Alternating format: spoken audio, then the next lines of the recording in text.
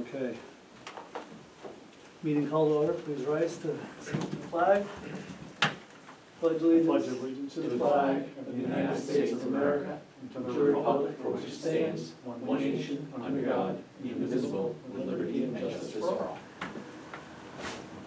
That was 7 minutes there.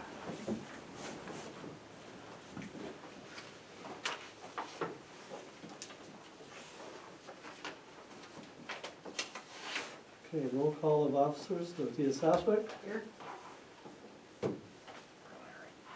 Sorry about that. Councilmember Southwick. I'm here. Councilmember Bory. Here. Councilmember Hunter. Aye. Councilmember Moore is absent.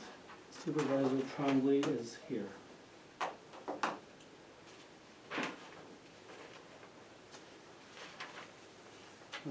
We have the, thank you for that, yes, and also the town clerk is absent. We have the minutes from the April 30th meeting.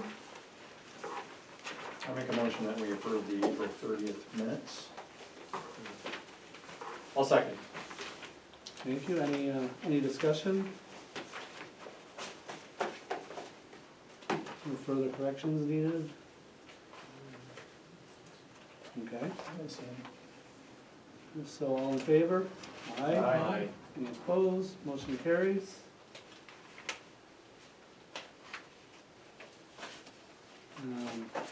Presentations of petitions, communications. We have no one present. Therefore, we will move on to, actually it's perfect timing. 7:11. To the public hearing, which is scheduled for 7:10, so I welcome a motion to recess the business meeting and enter public hearing. I'll make that motion to recess the regular meeting and enter the public hearing. I'll second that. Thank you. All in favor? Any opposed? Now, the public hearing is for the proposed demolition of 40 Miramar Drive, and I didn't think to grab that resolution.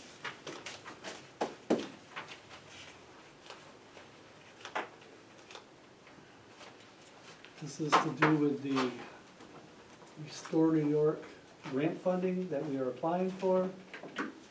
In round 8, the resolutions were completed at the April 30th meeting, and actually I've got the notes right here. I can read the preamble a little bit.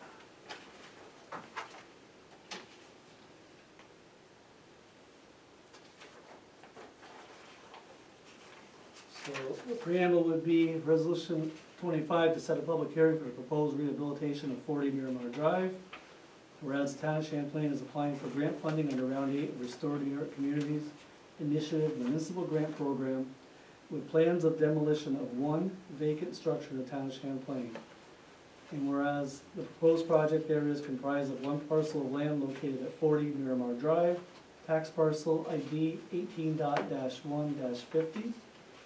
And whereas the Restore New York Communities Initiative provides municipalities with financial assistance for revitalization of commercial and residential properties.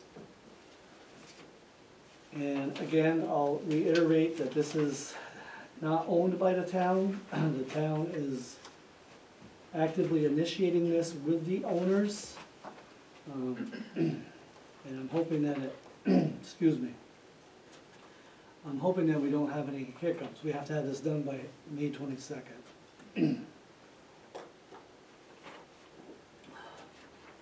There's nobody here at the public hearing raising any questions. Does the board have any at all? No, should it just be clarified what the intention of this is and what the grant money is to do and with the property, as well as what the property owner's obligations are? It just might be good for the public to just know exactly what's going into this. So in round 8, there's less funding available in the pot throughout New York State. So in this round, the state has actually devised a formula where they will grant example, this is a steel structure building, it's $11.40 per square foot. It's a 128,112 square foot building. So it comes out to just under $1.5 million that we can ask for. The cost of demolition is 2.6. So there's a huge gap. So I'm trying to reach the owners, because I think the gap is probably worrying them.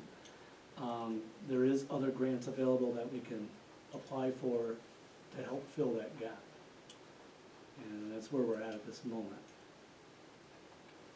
But I highly recommend they continue with the application, so at least we get into the review stage while we investigate other avenues to close that gap. I'm hoping, if that was possible, to get a letter of support from them as well in regards to marketing that property for commercial use afterwards. I'm hoping to get that for the application, so. And next week I'm gonna be working hard trying to work with the owners to make that happen. But that large gap, I think, is why I've had about a week of silence since I sent the paperwork, so.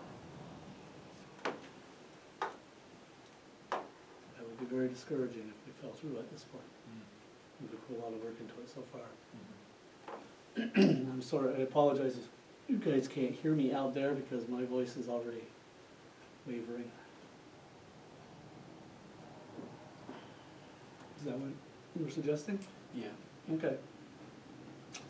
And I got a little bit about it in the report as well. I was going to talk a little bit at that point. The news story that ran on Channel 3, it didn't go into some of the details about the, It didn't. I had supplied some of the details, but they didn't use all of it, of course. They kind of did an overview.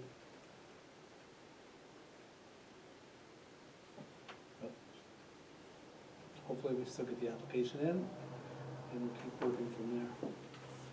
And you said that date was May 22nd? May 22nd, and I think it even has a time frame. It's 5:30 p.m. Timestamp as well. And I just met with the engineering, the grant writer from AES, was it 2 days ago? Monday, I think, right? Yeah. No, it was Monday, it was just yesterday. Yeah, the day of the groundbreaking, because I was in here for like 3 hours with him.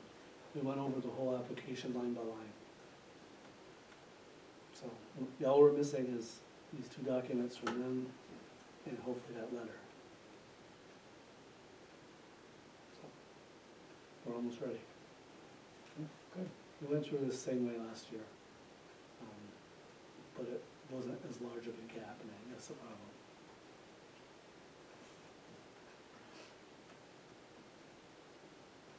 Any other questions? If not, I welcome ending the public hearing at 7:17. And a motion to end and motion to go back into regular business.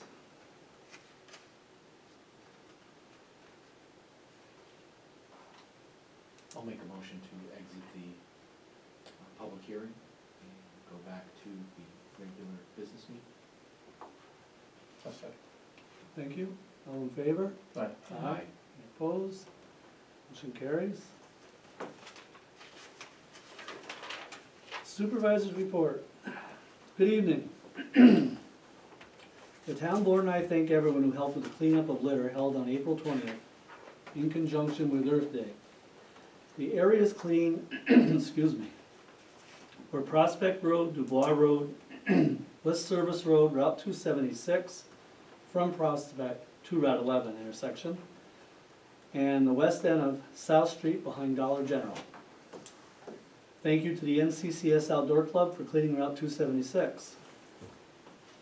Thank you to our town council members and town residents who devoted their Saturday to pick up the litter, making our town more attractive. This group was very productive as we filled a 12-foot dump trailer with garbage collected. I am sure there were other residents within the town who have cleaned their litter around their properties as well this spring. We thank you for your efforts in helping to make our town beautiful. On April 27th, in conjunction with Arbor Day, we held our annual tree planting. The mayor of the village of Champlain and a couple of town council members planted 2 trees in the village parks. And the town highway department, along with council member Moore, planted 6 trees in our Perry's Mill Park the previous Thursday. These 6 trees were purchased thanks to the Clinton County Complete Streets Grant. Following these events, there was another tree planted in Vin Park. The tree was donated by the Rouse's Point Champlain Kiwanis Club for our park and rec trail. This was the 3rd year in a row that the Kiwanis donated a tree for our park. We extend a very heartfelt thank you to the Rouse's Point Champlain Kiwanis for your generosity and your assistance with planting the tree. Congratulations to the Champlain Fire District for the exciting groundbreaking ceremony held just yesterday. This new state-of-the-art fire station will provide our volunteer firefighters the facilities needed to meet their training requirements and proper storage and access to the emergency equipment. Thank you to the taxpayers for supporting your fire district. This is a big step in the growth of our town and community. Reminder, the Town of Champlain online payment option for our water and sewer. Visit our website to make payments for your convenience. The Highway Department will be sweeping sand and cleaning the roads in the coming weeks. Please be aware of them in your travels and slow down when in the work zone for their safety and yours. The traffic delineators have been installed again by the Highway Department on Prospect Road along the trail. Thank you for all the extra work that you do for our town. We received an impressive number of eclipse glasses in the last several weeks. They were recently shipped to the central location site to be sent to Latin America for children to safely enjoy the August 2024 eclipse. Thank you very much for your support. We had a copy box, Wow. Yeah, and we didn't get weight on it, did we? 10 pounds, but, 10 pounds of those little flimsy weightless glasses. glasses. Wow. But it was a full copy box, so, Stuff, too. stuffed, Quite a few. oh yeah. Another reminder, New York State burn ban is lifted tomorrow. Although a Town of Champlain burn permit is required to conduct any burning. The burn permit is available through our town clerk's office. We are still actively collecting plastics to recycle for Recycle Beyond the Bag Next Tracks. In thanks to today's donation, we have currently collected 483 pounds out of our 1,000 required, which is approximately 52% toward our goal. Please visit our Facebook page or call the office for details. Report on projects. Carden Road Bridge. Construction has started on April 24th. Please be aware of the equipment and workers when traveling on Dubois Road during this project. The expected completion time frame is early fall. This is dependent on weather, of course. Comprehensive Plan Revision. Comprehensive Plan Committee will be meeting May 22nd. These committee meetings are closed meetings, however, there will be open public meetings held periodically throughout the process to gain feedback from the community. The project timelines, the meeting minutes, and general information on the comp plan are available through a link on our website. Please visit our website periodically to keep informed. Miramar Properties, for 19 acres with the mall. Our letter of intent for round 8 Restore New York funding was approved, and we are currently completing the application, which has a May 22nd deadline for submittal. The town and the owners of the property are working through this process. There's still more ground to cover. There's less money in this round. There may be more grants that need to be applied for. I will update as we go. Then the 22 acres to the north of the mall that was submitted for housing, we're still waiting for funding to complete a feasibility study. This study is for working class single family homes and hopefully apartment buildings. This is currently in the hands of the Lake George, Lake Champlain Regional Planning, and hopefully soon I will have more details to report. Additionally, I've been in contact with the Governor's Office of New York State Homes and Community Renewal, which is HCR, for funding assistance, and I am working on the process for us to become a pro-housing community to align us with more funding towards housing and feasibility studies in general. The Vin Fitness Center project. All requirements for the environmental review have been met, but as the application is in a review stage currently, and this may take several months to complete. The equipment for the fitness court will not be purchased until funding is approved. Weather permitting, we will begin the excavation and site preparation sometime this summer. If the funding is granted before fall, installation could begin this year. If not, it may have to roll over. Public announcements. St. Mary's 55th Annual Bazaar is being held on Memorial Day weekend, Sunday, May 26th, from 11 to 5. And I meant to confirm this, I hope this is correct. Maybe Rick has got some information. Tractor pulls start at 11, then break for a parade at noon. And then the tractor pulls resume after the parade. And the drawing for the raffle is at 5 p.m. And I'm not sure if it's pulled pork barbecue this year or not. Not sure. You can look it up online though, right? Yeah, I put it on the website. Yes. Okay. It's I in remember. our event page on the website. So please go to our event page on the Town of Champlain website for details, because I forgot to confirm all these when I typed them in.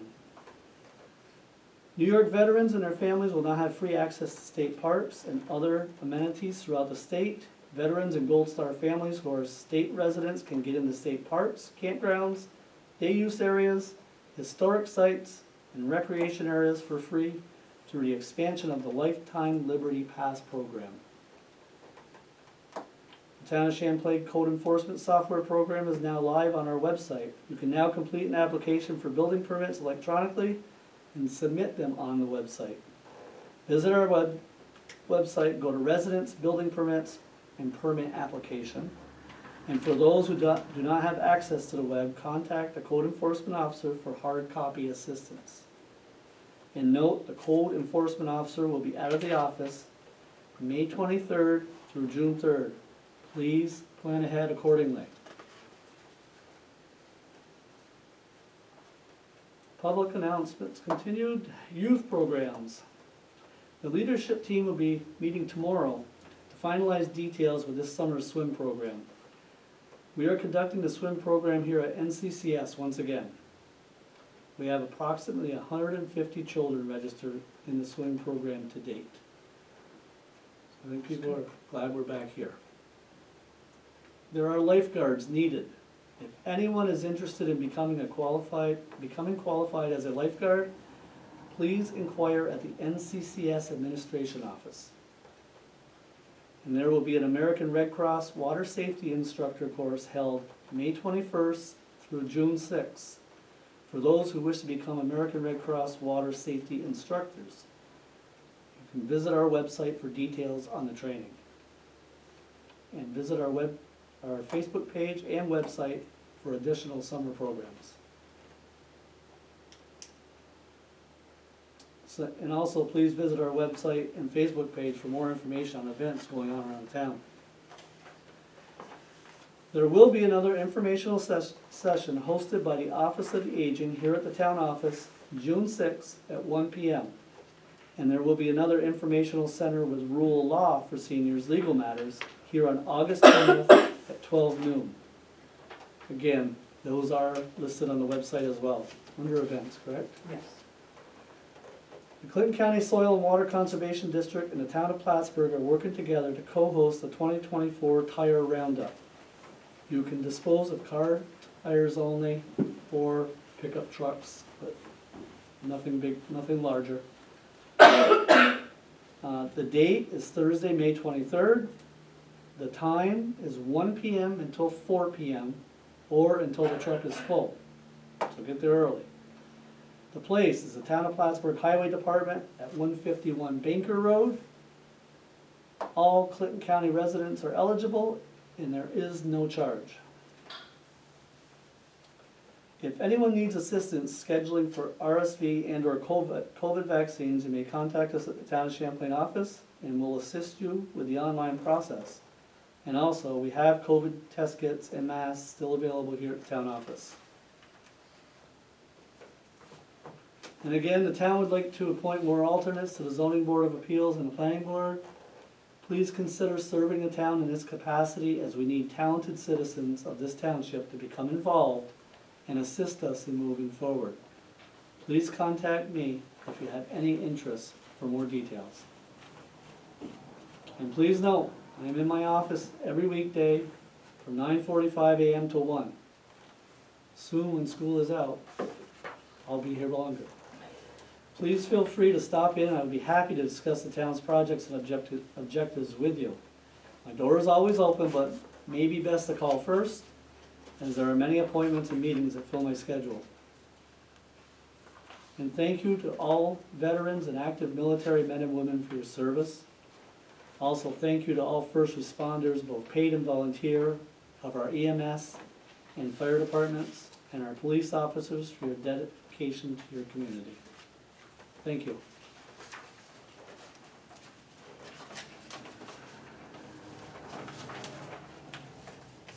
Okay. Report from the council members. Councilmember Hunter, would you start? Okay, let's start off with the Champlain Fire Department. Supervisor Tremblay mentioned a wonderful groundbreaking that was held yesterday.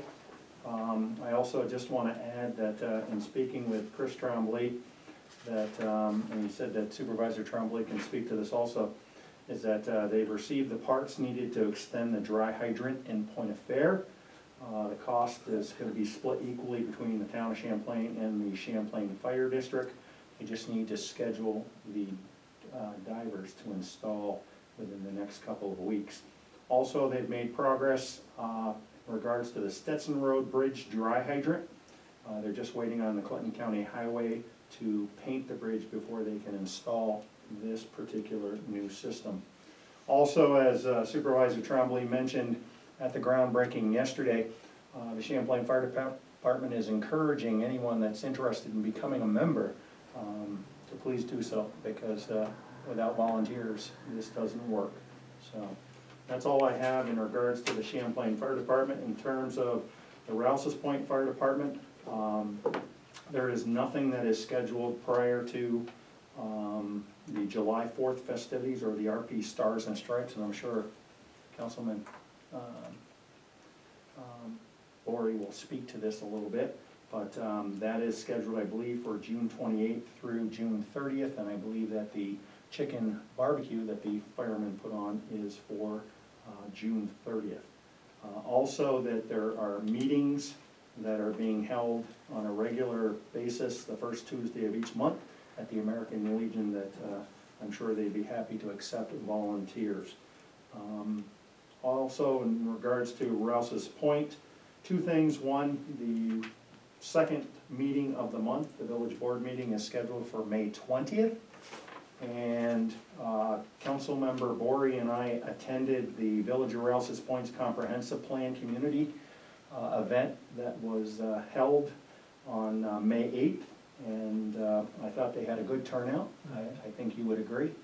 And we look forward to hearing when the next scheduled meeting will be put in place.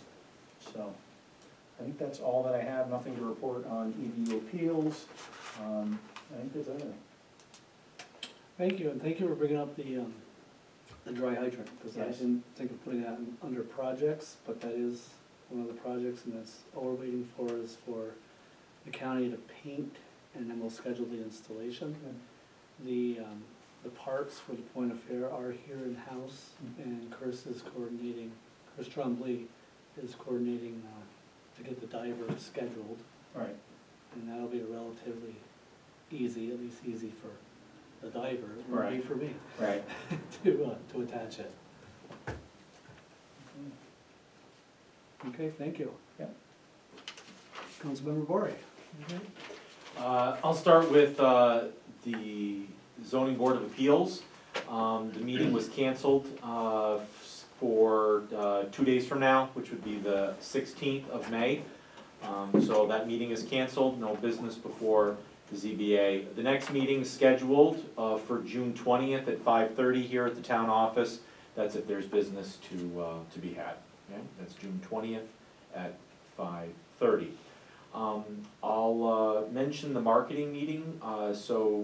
We had a marketing meeting with Boyer Benner Group on Monday, April 29th. Supervisor Trombley sent the report out to everybody.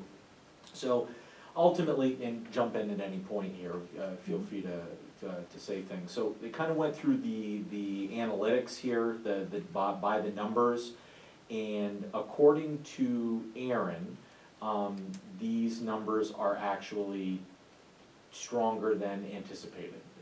Didn't he say that? Yes. Yes. So he gave us what were industry standards, and we're actually above some of those industry standards. So that means we're getting traffic, we're getting noticed, people are clicking on things, we're making our way into feeds, so it looks like that's very positive. So our marketing initiative seems to be working. Is it perfect? No. But it's growing, and so he was gonna come back and try to get some of that tidbit. I don't know if did that come back through to us? It did it? Yeah. The questions that we had? Yes, that's correct, yes. Yes, I think I have it here. I don't know if you wanna speak on the percentages that we're looking at, or the number of hits in that table? Do they have geographic breakdown in terms of where the hits are coming from? Yeah. Because sometimes they could be by AI bots, they could be by a number of different things that you have to be Yes. concerned about. Two or three that were, Yes, which we can kind of see where they were coming from. If they're coming out of, say, Warsaw. Right. The assumption was that was coming out of, Poland. yes, It correct. was. Yes, Yes. so, yeah, some of this is being done by. So that's a separate category, I believe. Yes, That's in here. It is. yeah. In terms of users, they had, page engagement rate for the Facebook page was at 3%. And that doesn't sound like a lot, but that's actually above industry standards. The other was the click-through rate on the Google ads that are being surfaced through people are going to Google for the search engine. That was at 2.37% with high volume in Montreal. So Montreal really had the biggest one in terms of impressions, and then click-through rates, they had the highest numbers.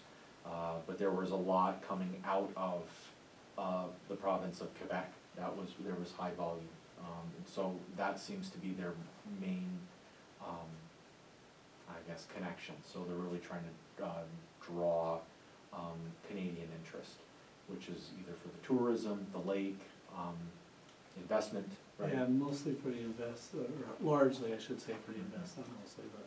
Right.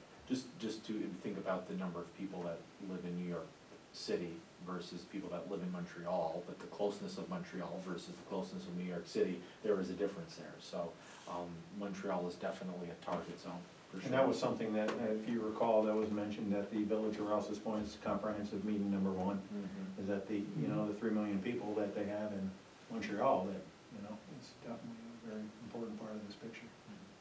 So, cool. Yeah, so, and if you wanna just, do you have that update from? Yeah, so what this is, we had questions regarding some of that traffic, so yes, Warsaw traffic is from Poland. Mhm. And Google has reported they have had an increase in ghost traffic. So this is a robot and an actual user. Yep. So you have to take that into consideration. Rita.Tokyo is a malicious site that has many domain names, and it's basically spam. So this is most likely why Sarah and I are getting all these messages last month, is probably generated through this. M.Facebook and im.Facebook, and or is that one? It's One. L. That's one, yeah. L, Is it L? L1, L. yeah. Is it L1? Okay. I think lm.facebook this is LM. and l.facebook are just prefixes that are used to indicate different devices use to get to our link. Correct. Okay, so that answers all the questions that the three of us had on that report. Did you have any additional, Rick, or? No, but I think one of the things I'd like to do is possibly just prepare a report for our next meeting in regards to, you know, how fishing is becoming much more of an issue. For many people, you're probably not aware, but there's like 18 different kinds of fishing, PHISH that is. And what that means in terms of how we can kind of protect ourselves for, you know, that are using any type of online resource. So that might be something I put together for our next meeting. I receive something about at least once a month, Yeah. you know, usually from other country. Yep. Something to do with money that we should have, that we have to do this and this to get to it. Right? Yeah. Sometimes it's to the town, sometimes it's to me. It's terrible. It really is.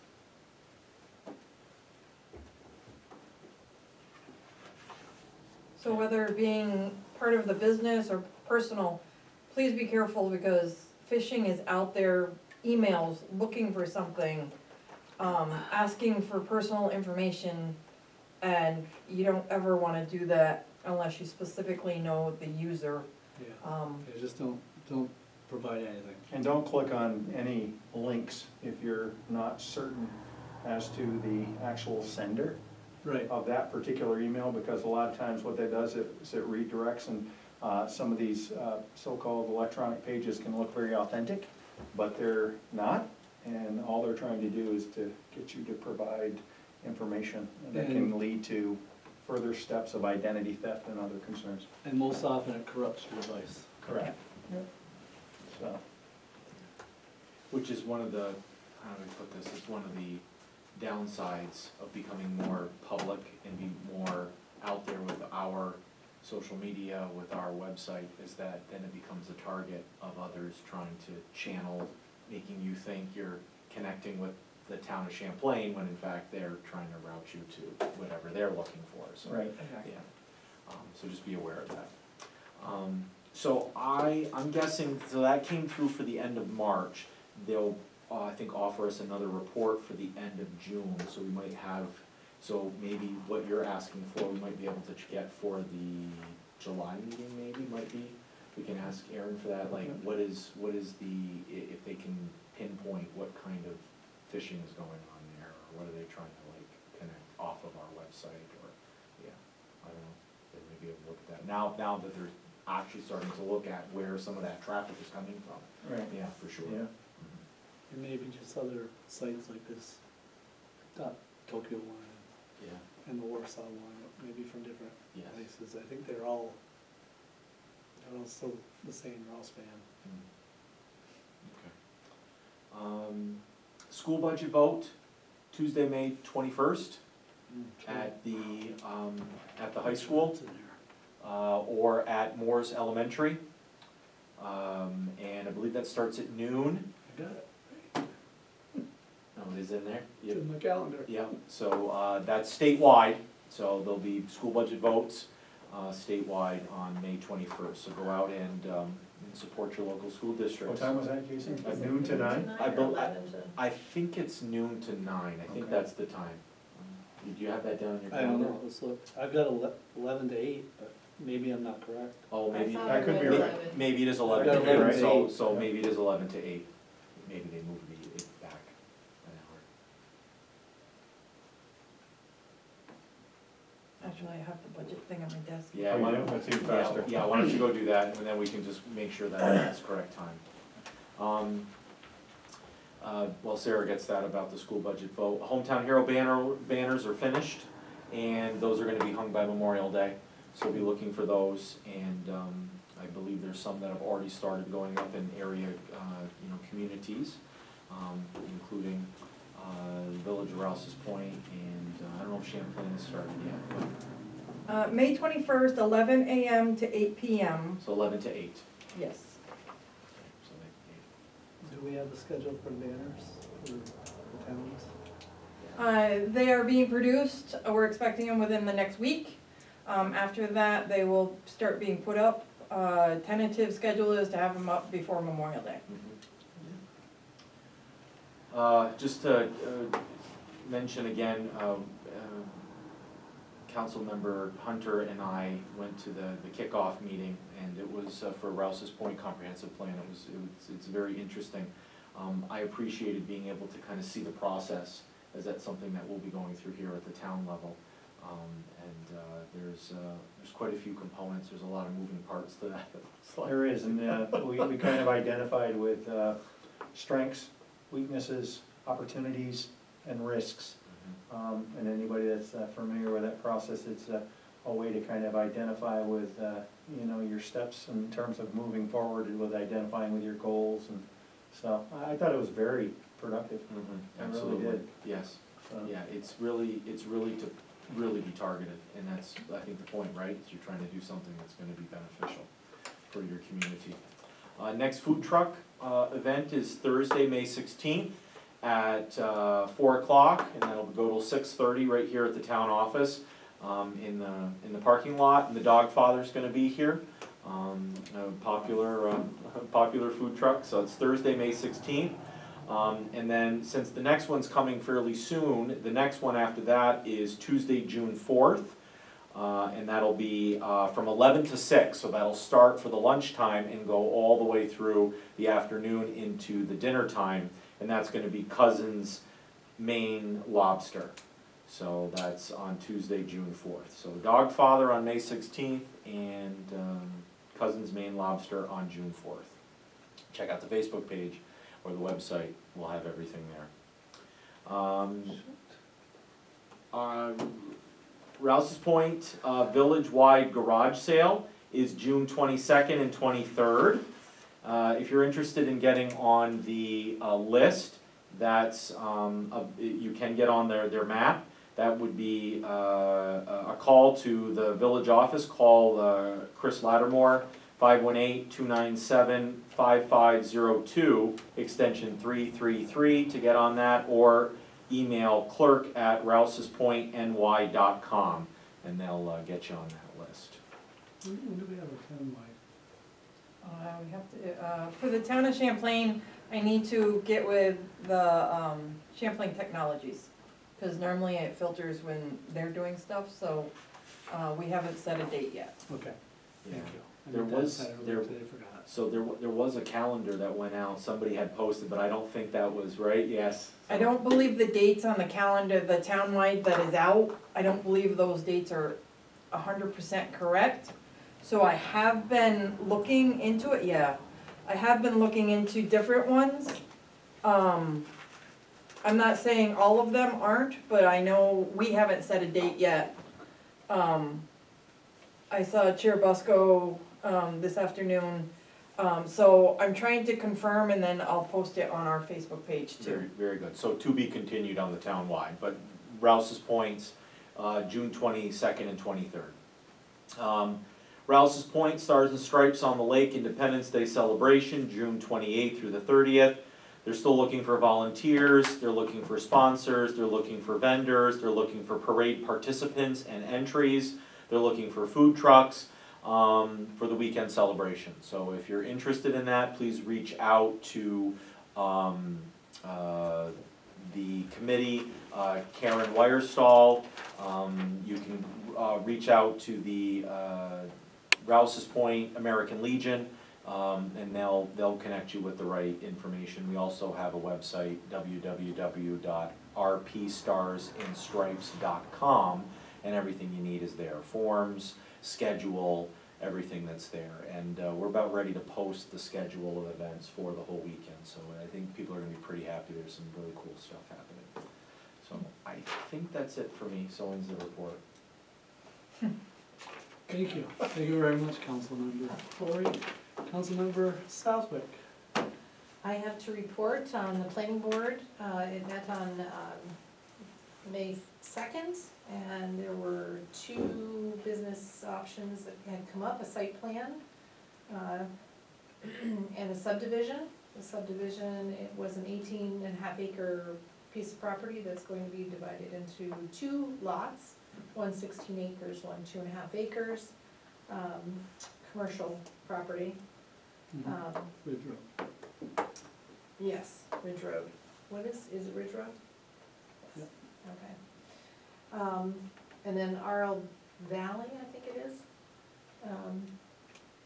They're just relining some truck spaces on their property.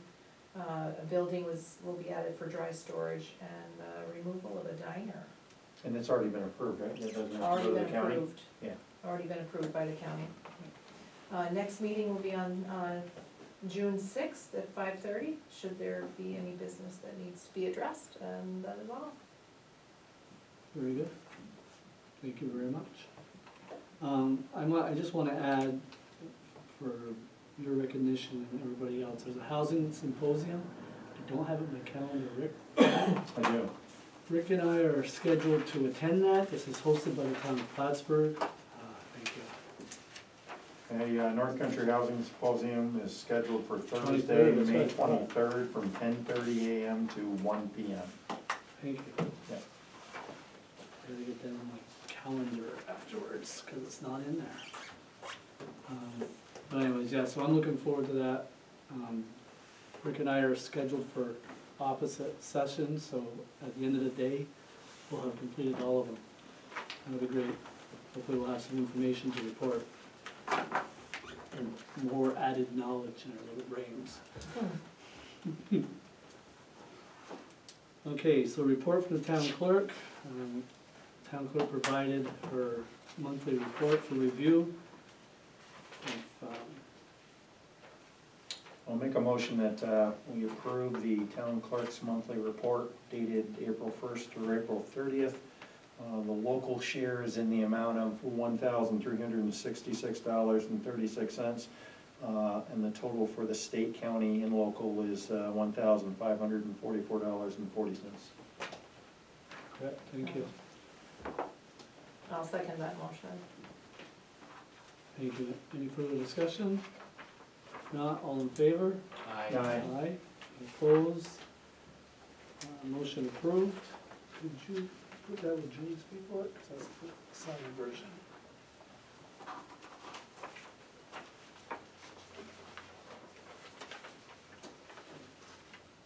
Review of the abstract, post audit bills.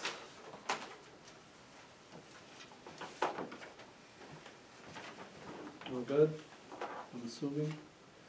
Now I need approval of the monthly bills. You also have additionals. Do you want me to read them? Yes, please.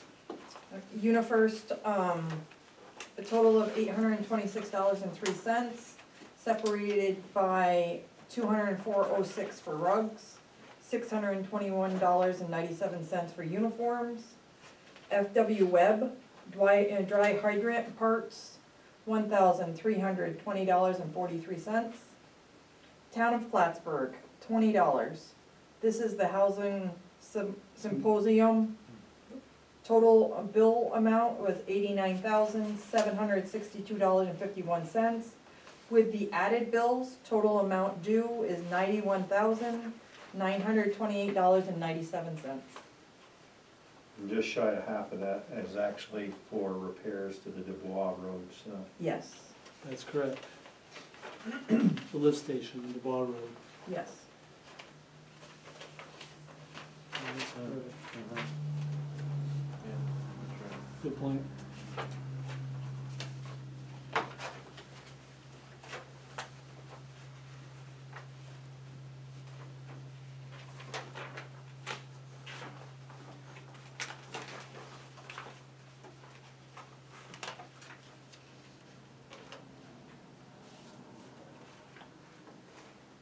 Any questions on any of these bills throughout the report? I highlighted a couple you might ask on, but I think I can explain just about all of them this time.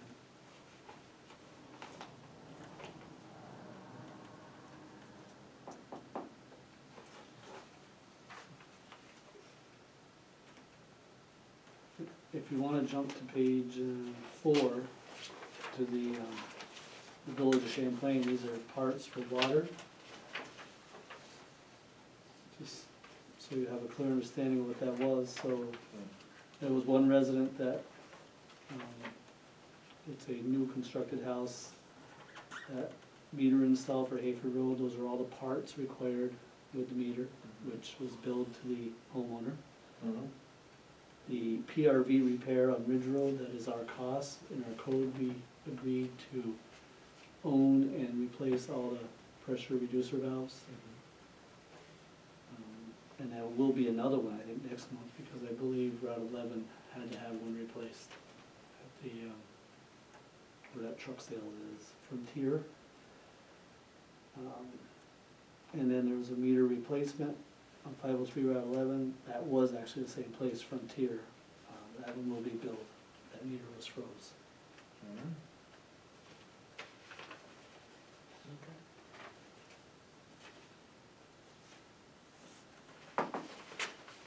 Thanks for the pickers, the grabbers. You're welcome. Jason's referring to the garbage grabbers, the long handle pickers that we got carpal tunnel from. Hopefully we have a professional in that field. So, welcome, a motion and a second, if there's no further discussion. I'll make a motion to approve the monthly bills with the additions for the total as read by the secretary. Thank you, And I'll second that motion. thank you. Any further discussion? If not, we will do a roll call. Councilmember Southwick, Right? Councilmember Bory, Aye. Councilmember Hunter, Aye. Supervisor Trombley, aye. Okay. The code enforcement officer did not have time to get a report to us. I spoke to him a few days ago, he told me that was gonna happen. He has been very busy. I did discuss with him, trying to simplify his report. So he is going to, there's a means of, on that GovWell software, to grant a report. So he's gonna give that a try and see if it's understandable for us. It'll give us the number of building permit applications. I don't know if it'll give us open and close. He wasn't sure how that was gonna look yet, to tell what was pending, et cetera. But I think that will be a lot easier for him than trying to basically every day type in something and try to compose a report when he's trying to run through municipalities.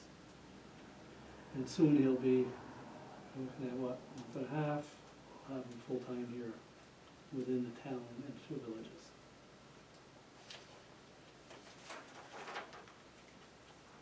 Okay,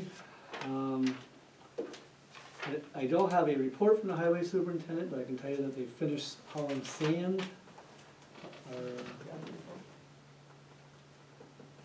Oh, I missed that, I checked the wrong one off, that's why, thank you. You have a copy of the Champlain monthly dog report, as you can see. I have a question on that.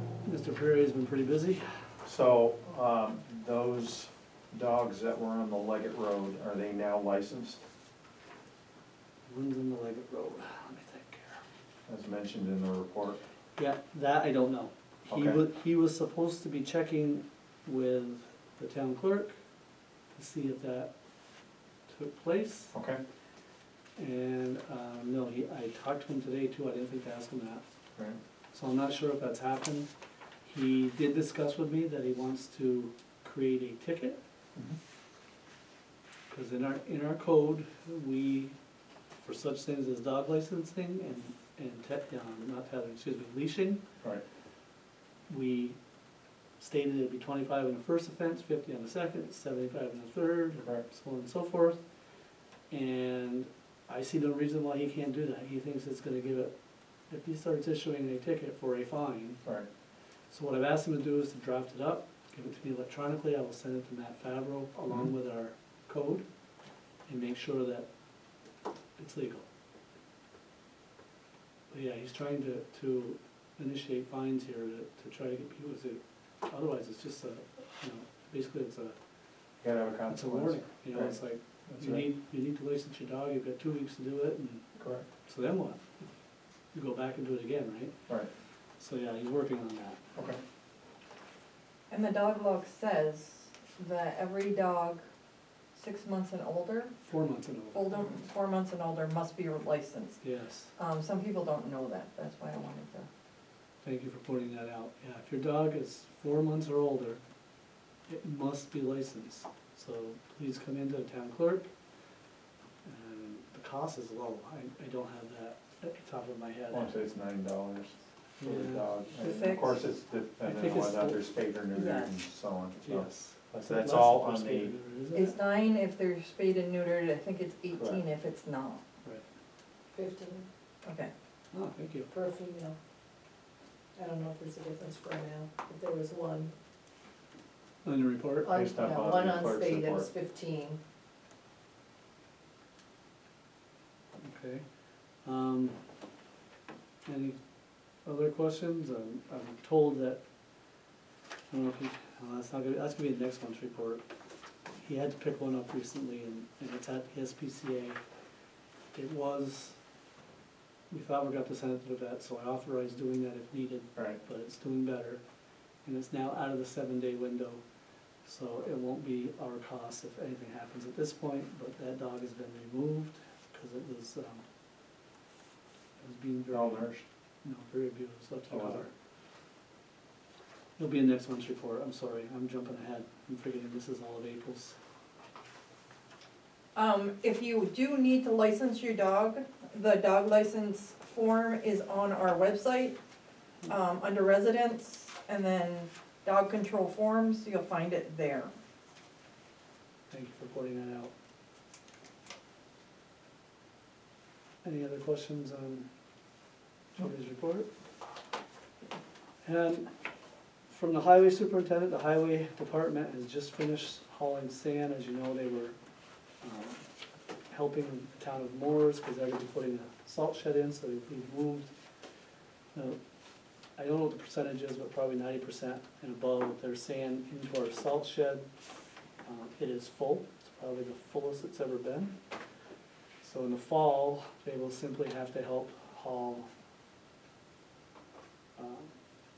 sand to Moores from our pit, which is a short haul, to replenish the sand. And we will also have to provide a salt, because this has already been blended.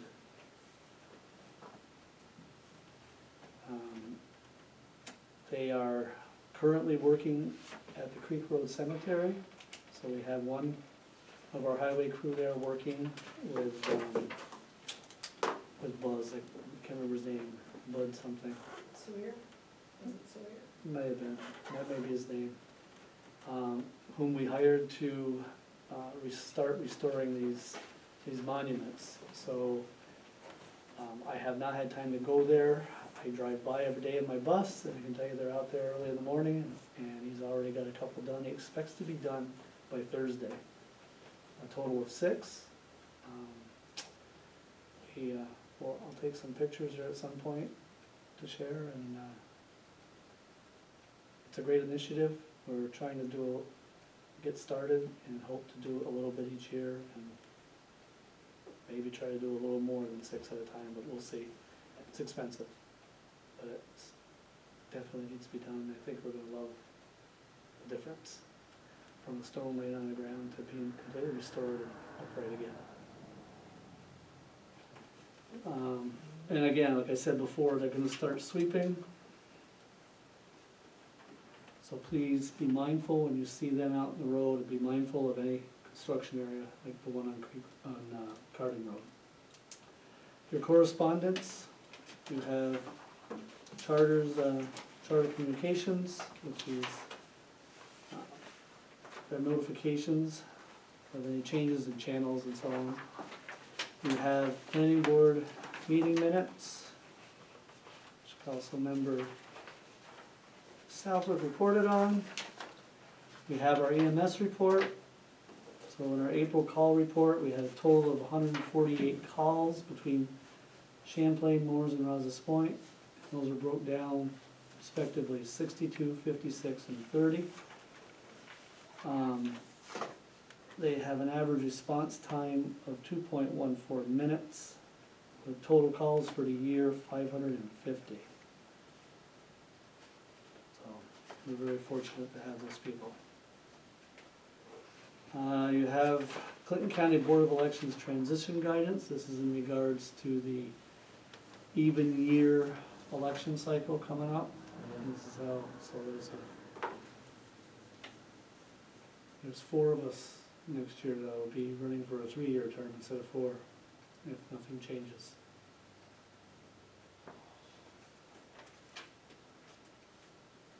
And then, well, I expected this to be under correspondence. It actually got put under new business. This Clean Energy Partners Solar Farms New York, I'm not acting on this tonight. You had the information for review. This is a clean energy partner that we already partner with here at the town of Champlain. Obviously for greater than 3 years because it was before me. They are restructuring. They're still offering 5%. They're NICEAG electricity costs, but they're offering larger incentives for joining. We'll supply more details as we look into this further. We asked for them to send more materials, and we'll make decisions and go forward. But we're already, and there's already people in the town that are subscribed to that.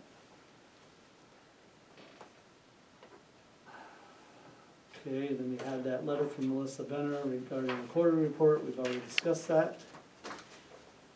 And that brings us to our standard workday resolution for council member.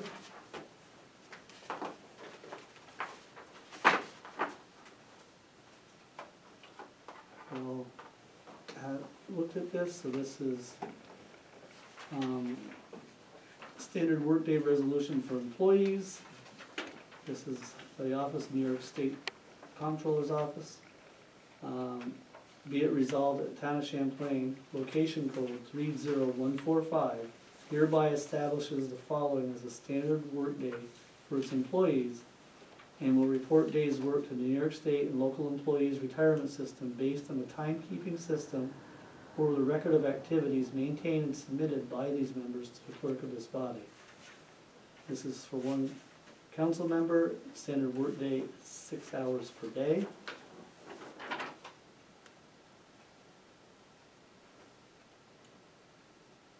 I believe that's all I have to read, right? Mhm. So I would just like a motion to approve that standard workday resolution in a second.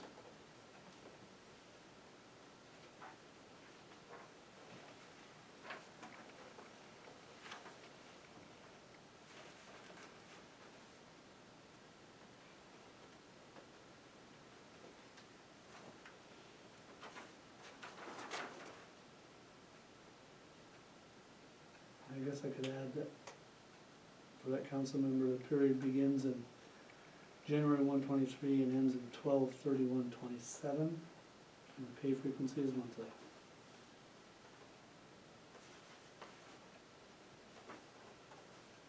Make a motion to accept the, instead of this resolution, Yes. or motion to accept the resolution as read by the supervisor, I'm sorry, presented by the supervisor. I'll second it. Thank you. Any further discussion?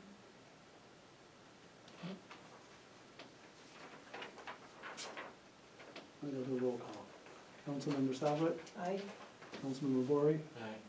Councilmember Hunter. Aye. Supervisor Trombley, aye. Do you need that one for Julie? Mhm. Did you get that copy and put it on your desk? No? In regards to Krista? Yes, Yes. okay. And did you, we didn't prepare a budget amendment? That is the budget, that's why we're doing it. This is it, okay, so I'm gonna have, if you don't mind, I'd like you Okay. to read how that goes then, because I wasn't understanding that.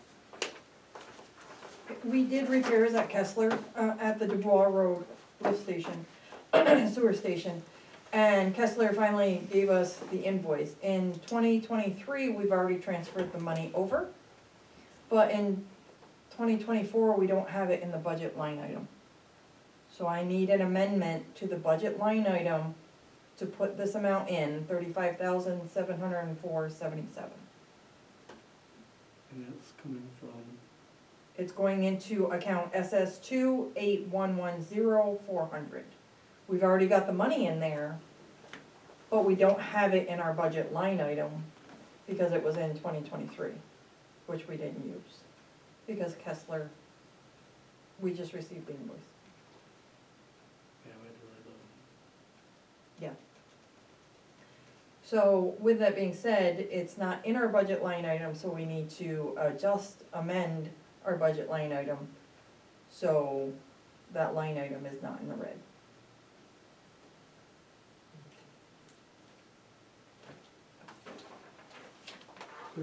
A previously approved Yes, expenditure, Yes. just, From last year. we're just Yes. having to pay it a calendar year, well, not a full calendar year later, Yes. but it's paid in the new fiscal year. exactly, It's in that amount, yes. correct? Okay, so I'll make the motion that we approve the amended budget line item in the amount of $35,704.77.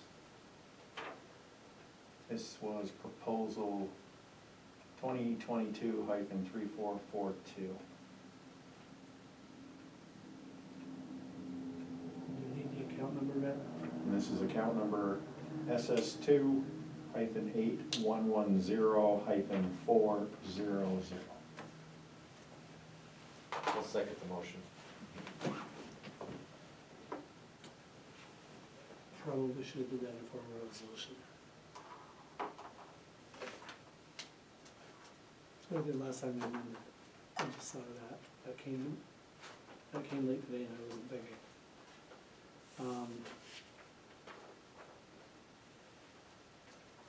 So I don't think there's any way to catch that up. So we're gonna leave it at that, but we're definitely gonna do a roll call. Councilmember Southwick, Councilmember Bory, Aye. Councilmember Aye. Hunter, Supervisor Trombley, aye. But yeah, next time, I've got a resolution for that. Well, I'm hoping we There is don't, a next time. exactly, Oh, they're all up to date. Of correct. course. And it wasn't that we weren't poking at them. No. We were. Yeah, for like 13 months or so, you know. It's been done for a long time. We just couldn't seem to get invoiced, and finally they did, and they cleared it. Some businesses are much more meticulous about their record keeping than others. Yeah. You would think with that amount of money that they would really like that in sooner than later. Yeah, because Exactly. this was work that was done a year ago. Yeah, because, you know, as you know, with accounting, you know, your revenue that you earn during a certain period of I'd time hate to has tell you to how many times I match with emailed. the same period that you've expensed for that. Exactly, So, it's really against GAAP, so. exactly. Yeah, exactly, but anyways, that clears us up. Okay. Any other new business to come before the board? Not new business, I should have mentioned this earlier. Just a shout out to Kelly Gagnon, who was honored by the office of Billy Jones, Assemblyman Billy Jones, Yes. for the 2024 Woman of Distinction for Business. I'm going to just read the little blurb that he Please had. do. Yeah, so Please do. Kelly Gagnon, her journey began in Moores, where family values and community spirit shaped her. After a decade in the insurance industry, she realized her dream of founding Blue Line Insurance Agency. which started in Lake Placid in 2011. Today, with 4 locations across Clinton, Franklin, and Essex County, Kelly leads a dedicated team of 14 who upholds the agency's reputation for excellence. And I'll just note that one of those is here in the town of Champlain. Beyond business, Kelly is deeply involved in community advocacy and support, from serving on the New York Board of Directors for big, I think it's New York, and her roles in local organizations, the Lake Placid's Olympic Museum and Saranac Lake's Women's Softball League. Kelly's commitment to uplifting her community shines through. Heartfelt congratulations to Kelly on this well-deserved recognition. And we congratulate her as well. Yes, congratulations. And congratulations to all the women That's correct, yes, it's always, that won the awards. it's always, I should have had that noted as well, thank you. Thank you very much, Mr. Bory. So if there's no other new business, under old business, I still have not, it's lower on my radar, as you know. I will get to the revision of chapter 17, section 17.4. Revision of the water code. That I have worked on, and I need your guidance. I need consensus from the board which way to go. Now, as Rick, this is just a rough, very rough draft to give an idea of the 2 ways we could address all the terminology that is used throughout that large chapter, which we toss around town employee, Right. agent or contractor, superintendent, consolidated water district, town water operator. And most importantly, in the one place that we really don't want it is the installation of the water meter. It binds us to only that water operator, only. And we wanna have flexibility, if Chris is unavailable, to be able to hire a village, for an example, to put one in. Our code wouldn't allow it currently, for that one particular item. So option 1 would be basically a revision that would only be in the definition section 124-1 and 124-6.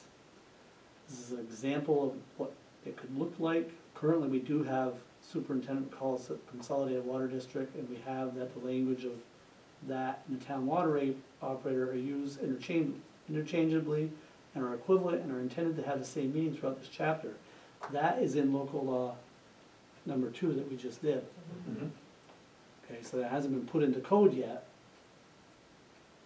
but we would, if we choose to go down that road, that one would still exist. The town employee, the language of town employee and or agent or contractor would be defined as such. And then in section 124.6, it would be town, would not just simply mean town of Champlain, but we could refer to it as town employee, agent or contractor authorized by the town, or to be used interchangeably as well. I think that would work. And it might, I don't know what the difference in cost would be. I don't even think that Julie could find out. But the cleaner way to do it would be option 2, where we completely clean the code up and come up with a standard.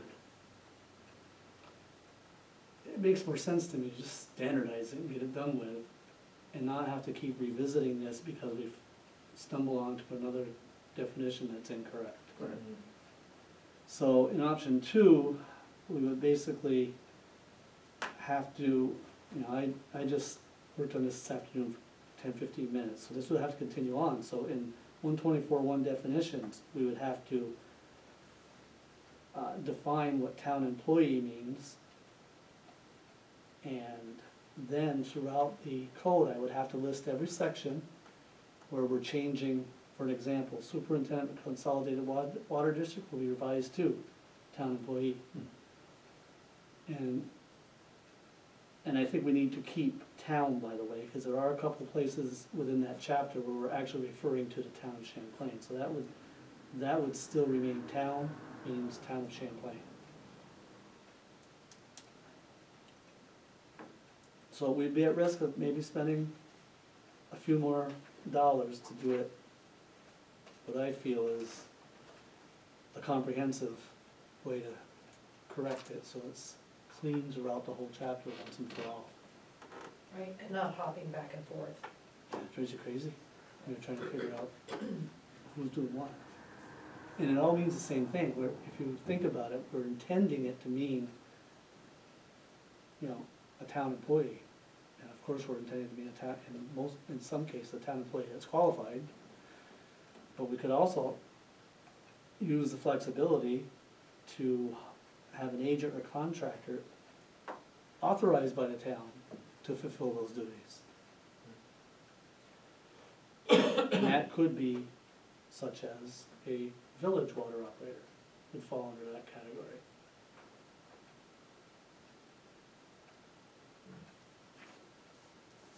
So as I wrote, you know, it would be the town board has now realized the requirement for additional revision within the chapter to add clarity and standardization to the descriptions of town water operator, town employee, and superintendent of consolidated water district.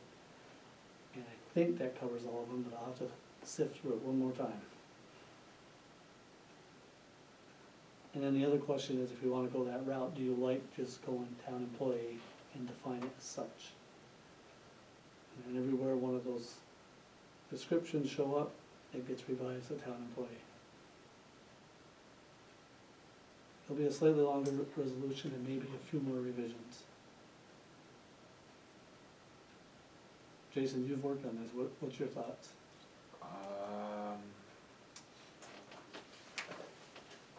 I guess I need to look at it a little further. I'm not really sure I agree with just the town employee, I guess, unless it's clearly defined what's involved with that. My concern with that is that you want your town employee to be a qualified person to be installing something or fixing something. You can't just take a random town employee and say, here, go put this meter in. Well, in some cases though, such as operating fire hydrants, it is just the town employee, the highway department's Mhm. qualified to do it. But they're qualified to do it. So maybe that term, How about qualified town employee? Yeah, I would say and/or qualified agent or contractor is what I would add to that second, that option two. Would you change town employee to qualified town employee? I would, I don't think it hurts, you know?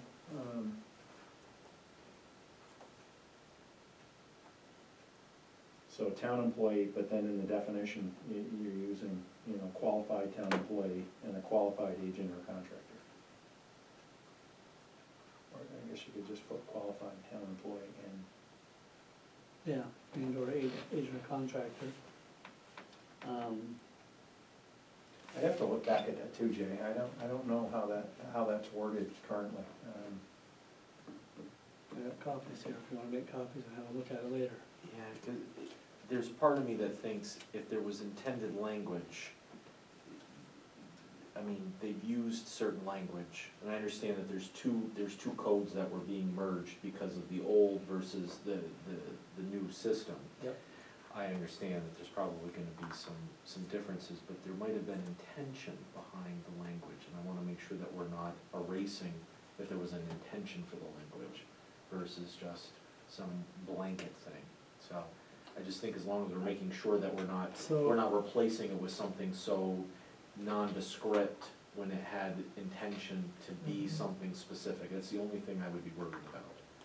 Well, the only one I think really was in the newer consolidated water portion, which is subsection 124.6, I believe.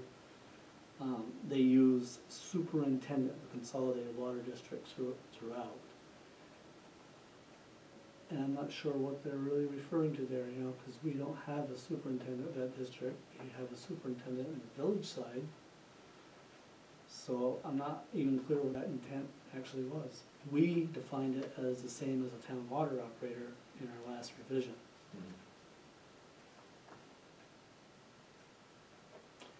And we could change that, it may be better to call it instead of town employee, call it town water operator and/or agent or contract authorized. And in that section, where we say, we could also define town employee just for that hydrant section. And town employee would be anybody. So do we have a definition in any other codes in regards to a town employee? Yeah, I think that's in there. I think it is. Because I think it ought to be, throughout all. Oh, this is not in order.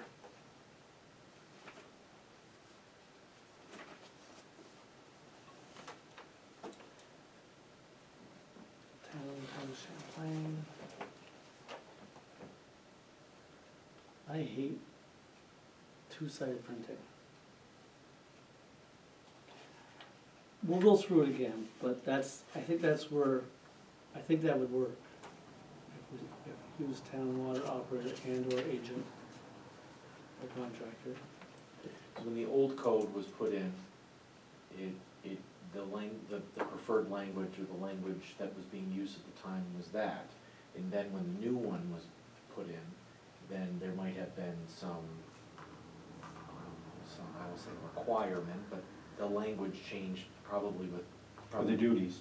Probably with purpose, right? So Somebody. it's making sure that we're not getting rid of language that really is supposed to be there or needs to be there. I don't know. I'm saying something that may not exist. It's a possibility that language was used because that's the language that needs to be used, or whatever, if that makes sense. So write this down. We're gonna say that, we're gonna just say town water operator and/or agent or contractor authorized by the town. And we won't even have to say use interchangeably if we go in and change them all individually. We're not gonna do that, but we're just gonna change the definition. Please go through it. I will start going through it as well, line by line, and see how that fits. And I think the only place it's not gonna fit is when we're talking about the district being in the town, which then will fall under the town definition, and possibly in the hydrant section, where we allow firefighters, town employees, etc. But that's an agent or a contractor, so.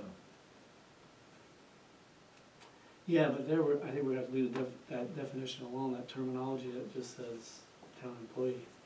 And we'll have a town employee definition as well. And maybe that's what you do, you have a definition specifically for agent or contractor.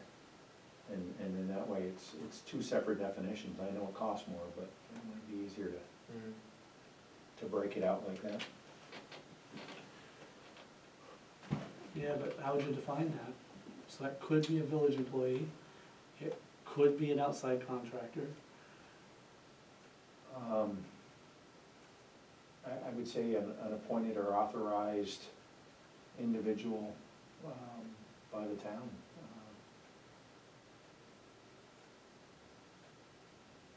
That's why I think that works, though, isn't it? Agent or contractor authorized by the town.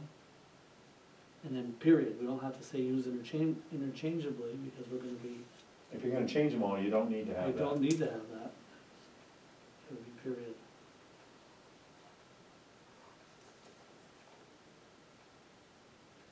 So I'll start going down that road, Jason, but I'd appreciate it if one or two of you can go through that chapter line by line and determine if town water operator, town employee, and town fit properly. Can you send that to us in a PDF, the most current copy that we have of that?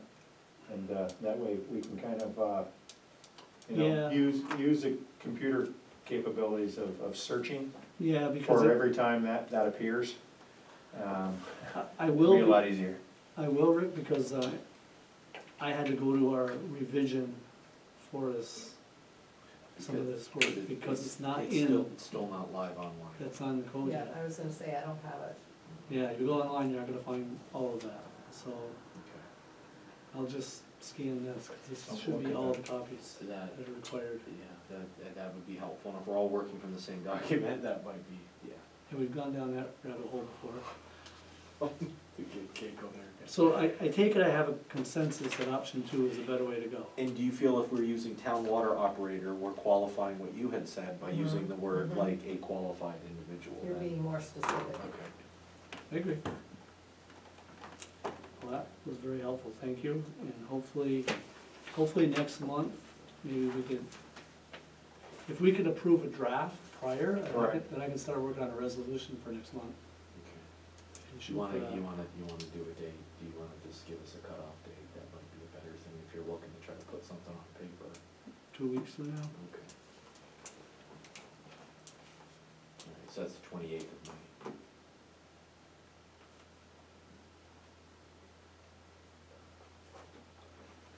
Okay.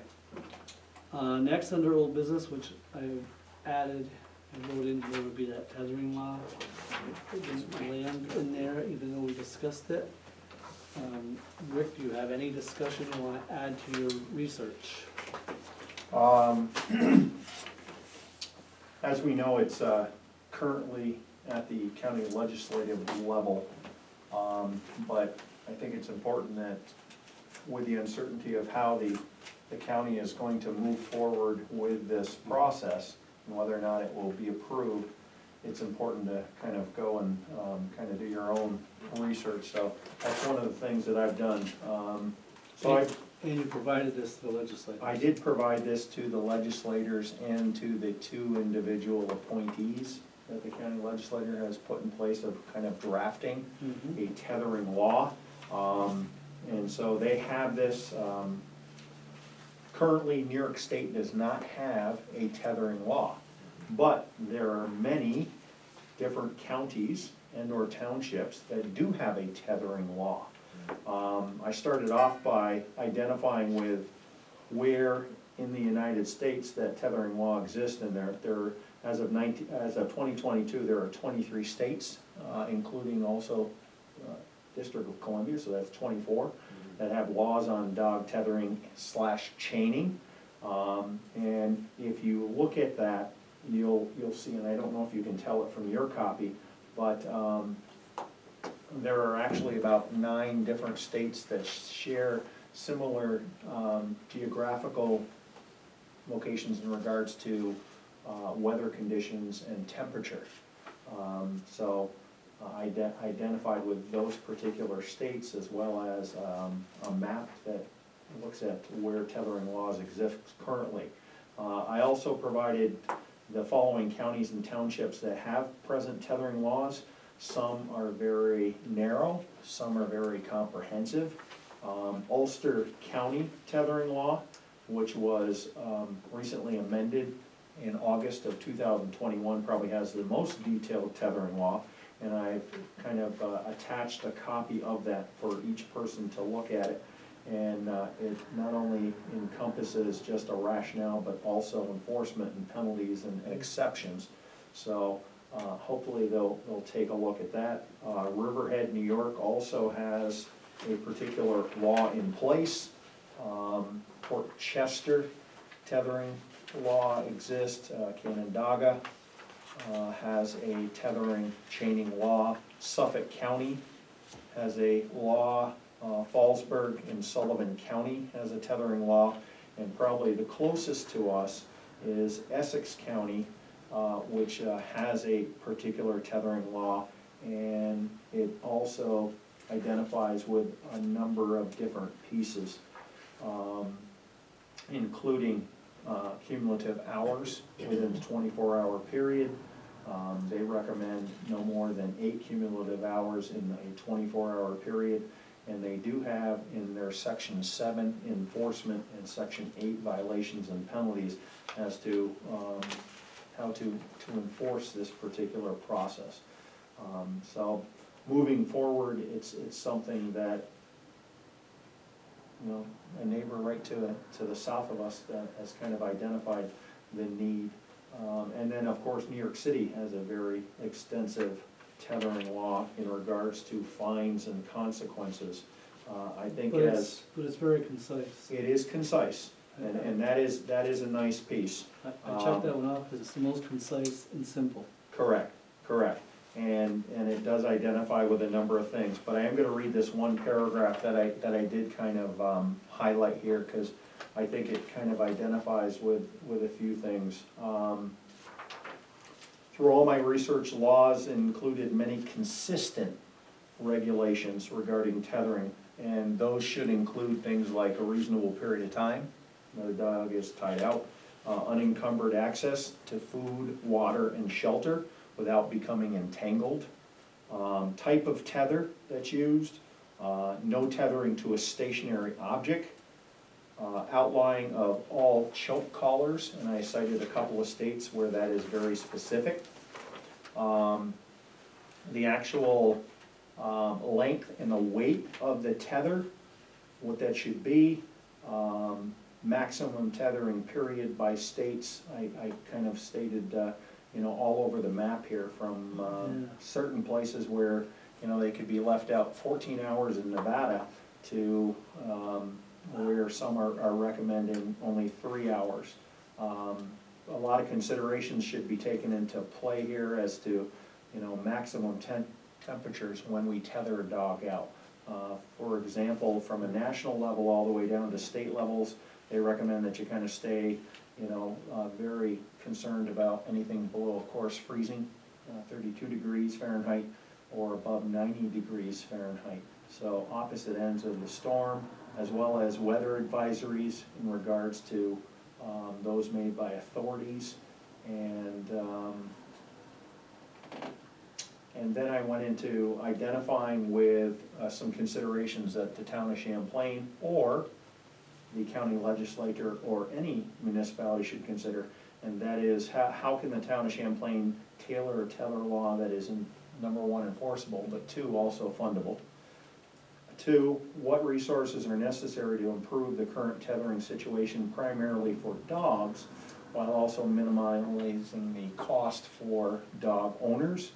And can this be done through a combination of, one, education in regards to the dangers and the safety of tethering, and then also through an interaction with a dog control officer and the town in regards to policy, so that it addresses the humane needs of the dogs.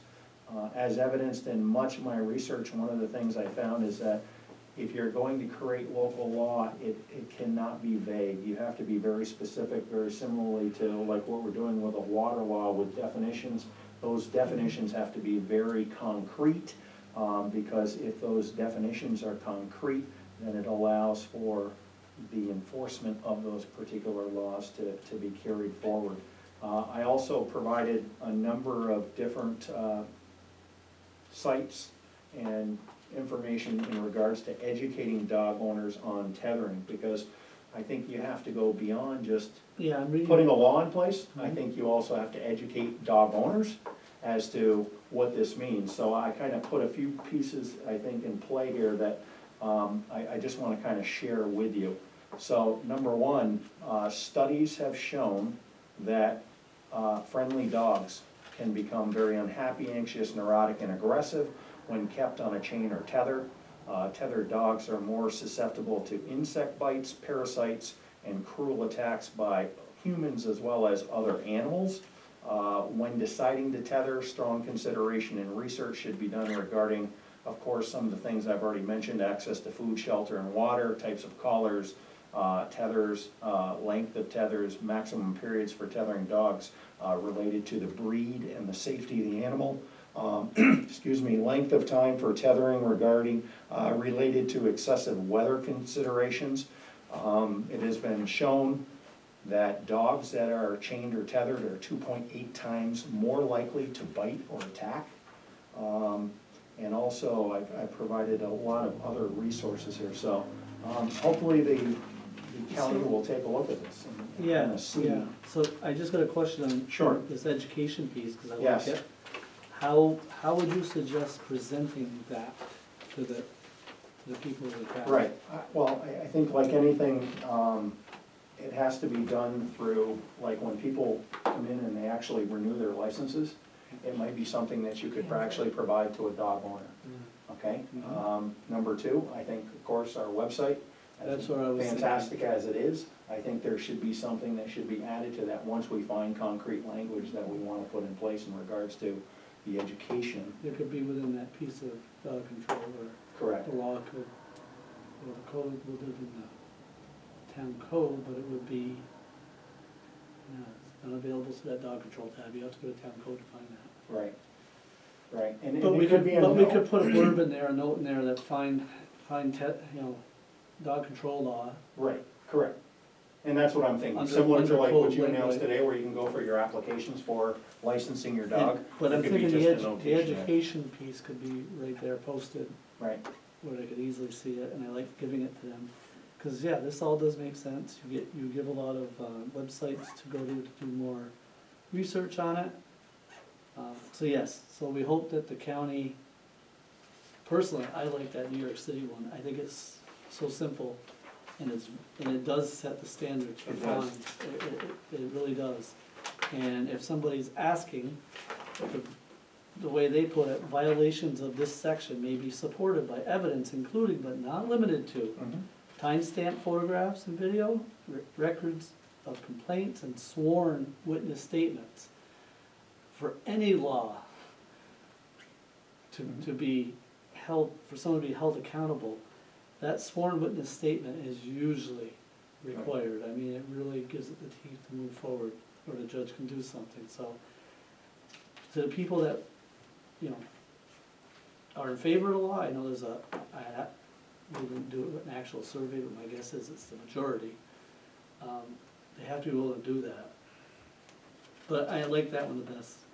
I haven't read it thoroughly, but well, that was my That- goal, that is was to provide essentially a too large. variety of different tethering laws, or regulations that, different municipalities have, identified with, and then, let's see and where we go. and they have no more than 3 continuous hours in any continuous 12-hour period. Correct. I like that wording. Yes, So I hope the county considers that when they're looking at this to draft. And what they're doing, these 2 legislators in the committee will draft this and present it to the legislative board. mhm, And I know that Calvin told me today, he is hoping that they do a roll call vote on whether or not they put this law into place. If they decide not to, they will provide the draft to us to look at. I understand that the Village of Champlain is voted to move forward last night at their meeting to start drafting, so I wanna go speak with the mayor, because I firmly believe that if they do draft it, the town needs to be involved, and then we agree on the same exact language, yeah, language, so we can both adopt the same exact law. right. Because I don't wanna give our dog control officer 3 different laws to try to Correct. figure out.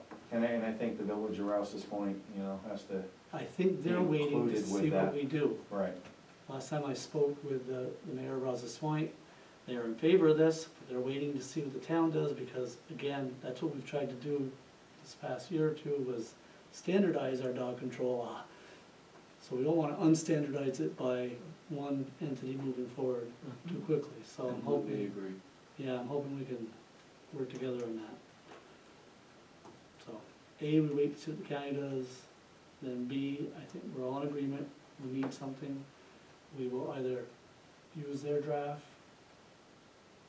combine it with the mayor's, hopefully we can make one draft for the Right. 3 of us. Right. Well, thanks, Rick, that was a lot of work, man. okay. That was a lot of work, that's awesome. Okay, did I miss anything? I don't think so. Next business meeting is scheduled for June 11th, 2024, 7 p.m. Welcome a motion to adjourn. For that motion to adjourn? I'll second that. Thank you. All in favor? Aye. Aye. Any opposed? Thank you.